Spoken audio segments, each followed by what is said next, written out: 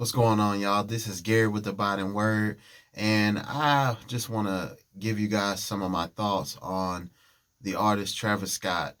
My last video I did, I was talking about the festival and what took place and what I think about the festival, why I think everything went down the way it went down, and the reason I gave was idolatry. And if you haven't seen that video, just go check it out and you'll see what I'm talking about.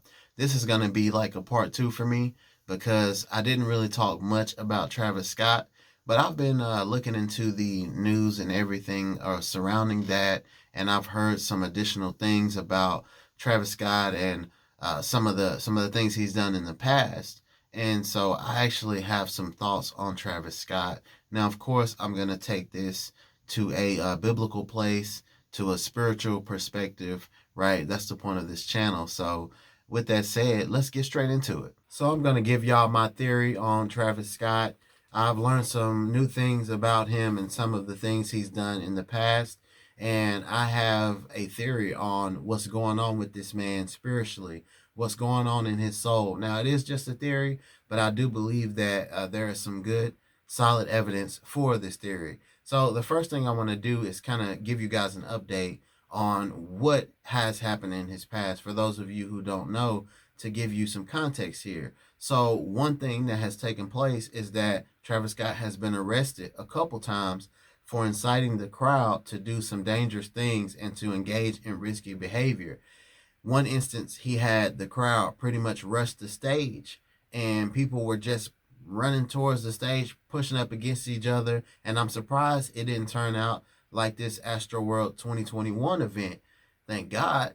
But yeah, he had people really going crazy. Some other things that he's done in the past is that he turned around and he told the crowd, by the time I turn around, there better be complete chaos up in here. And he counted down from 5, and then he turned around and he just wanted everybody to just go absolutely wild. Now, I'm not talking about wild in a fun, innocent way, if you want to call it innocent. I'm talking about violently wild. See, there was several pictures on the internet where people got injured while at a Travis Scott concert. One person had blood running from their eye. Another girl broke her hand.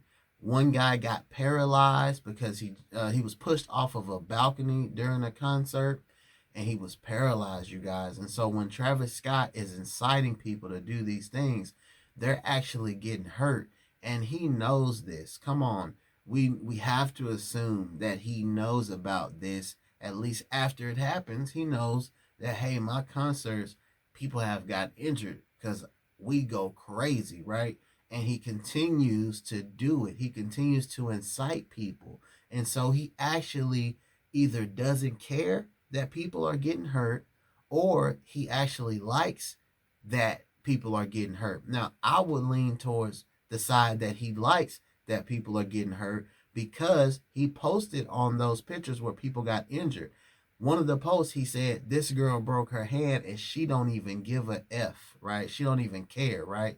So he was praising her and proud of her for pretty much getting injured and not caring about it.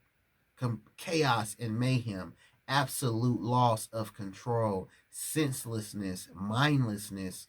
That's what he wants. He was praising her for not caring that she broke her hand. Another guy was passed out unconscious. There was a picture of him on the internet where Travis Scott said, this guy is a hero. And he even made a quote that it ain't a rodeo or it ain't a concert unless people passing out. So he really is coming out and letting people know, this is what I'm about. I want to see this. This is what I like to see. And so he hasn't learned from the past. He keeps doing the same thing. So here's my theory about Travis Scott based on the things I just said. I think that Travis Scott ended up getting famous and wealthy, right? And I believe what happened to this man is that he realized that he had power, he had influence. He saw how many people were coming out to support his music. He saw how many people were getting so hyped and energized over his music. And the feeling wasn't good enough. He needed something more. And so I believe that he began to incite even more wild and reckless behavior because of how it made him feel. I believe that Travis Scott, in a sense, has set himself up to be worshipped, where people are willing to do anything for him. And he asked people to do things for him. And what he asked them to do is to be violent, to put themselves in danger, to put themselves at risk. And it actually makes him feel good. And so this is a situation where a man, a human being, is given power, and he uses his power for his own selfish gain and for the harm of others. And this is the problem with mankind according to the Bible, that mankind by nature has become sinful and selfish, choosing ourselves over others, choosing our best interests, even at the expense of others. And here you can see the epitome of this, a man who is literally asking people to put themselves in danger and risk at his command. And he gets a rush from it. He gets a kick from it. It makes him feel good. Now, this is really evil and really sinister. But that's my theory about Travis Scott, that the power has gone to his head and that the evil that already existed has just been amplified.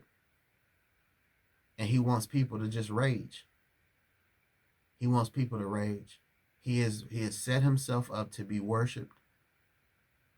And he worships. I would say that his idol is chaos and mayhem. That's his idol. He seeks that. He wants to experience that. He longs for that. And he asks other people to join him.